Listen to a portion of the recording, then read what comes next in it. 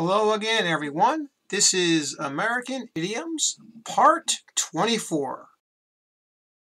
This is the 24th video in my American Idioms series, and like the others, I'll present 5 idioms to you, numbered 116 to 120. But first, I'll give you the chance to guess their meanings.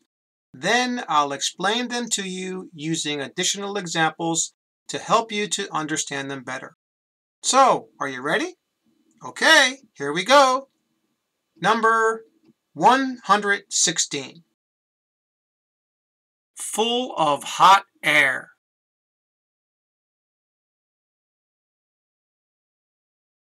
And the example is, I thought the young man running for mayor would present some new ideas for our city, but he was full of hot air, just like the rest of the politicians before him.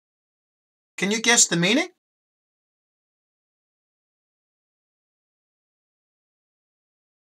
The answer here is A, to talk a lot without saying anything, and that's what politicians usually do, right? They talk a lot, they don't say anything. That's what to be full of hot air means. And in our example, the person thought that the new mayor candidate would present some new ideas, and he talked a lot, but he didn't say anything. He was full of hot air. Here's another example for you. Don't believe anything that a used car salesman ever says. They are all full of hot air. In this case, we have a used car salesman. And it's implied here that used car salesmen usually talk a lot. It's, in a way, they're building something up into more than it actually is. And it's just hot air. There's no substance to it. Okay? And that's what it means. Okay, here's number 117. Feel it in one's bones.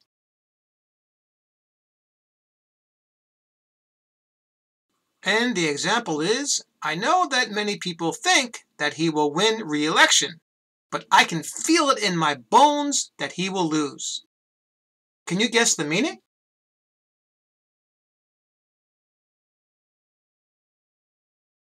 Did you guess C, to sense something strongly or intuitively? If you did, you're correct, and that's what it means to feel something in your bones. In our example, the person felt that the candidate was going to win re-election. And we can even say that this is like a prediction that you make based on how you feel, right? They had a strong sense of it, intuitively. They felt like he did, okay? And that's what it means. Here's another example. I've got a feeling in my bones that we're going to have a great summer vacation this year. In this case, the person intuitively thinks that they're going to have a good summer vacation. So they are making a prediction about how they feel. Okay, number 118. One's jaw drops.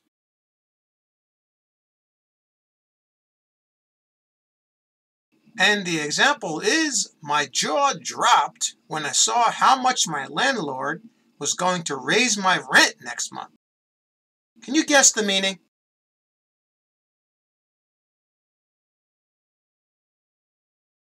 The answer here is C, to be extremely shocked or surprised about something. And that's what the person was when he saw how much the landlord, his landlord, was going to raise the rent, was going to increase the rent. Okay? This is even a thing where you can physically open your mouth to be shocked, right? Ah! And your jaw actually drops. And you might say, I can't believe it. Here's another example. I failed math this semester, and my mom's jaw dropped when she saw my report card. So, like our previous example, the person, in this case it's the person's mom, was shocked when she saw that this student had failed math. All right, number 119. Hit the nail on the head.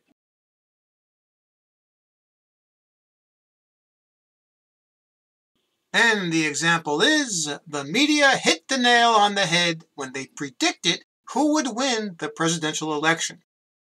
Can you guess the meaning?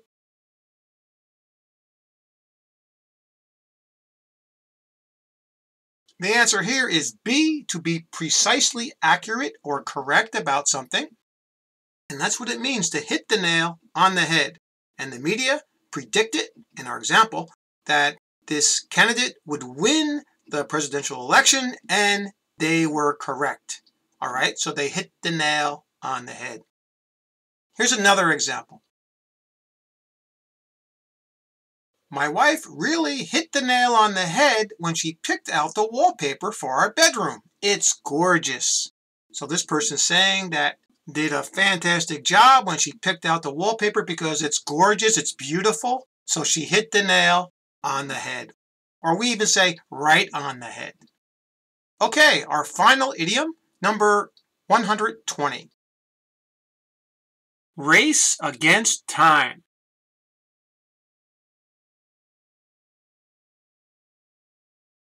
And the example is, the firefighters got to the fire very quickly, but they still had to race against time to put the fire out. Can you guess the meaning?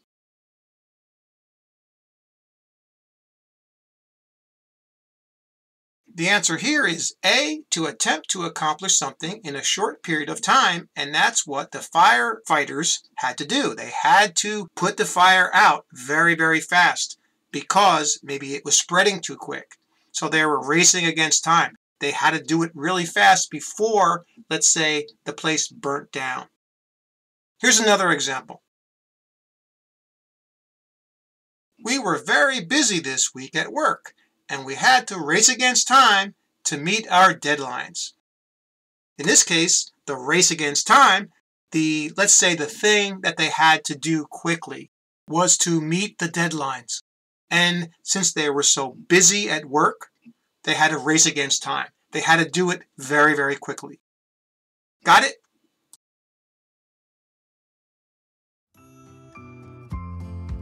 That's all for this video. And thanks again for subscribing. And there will be more videos like this one on the way. So remember what I always say, keep practicing. See you next time.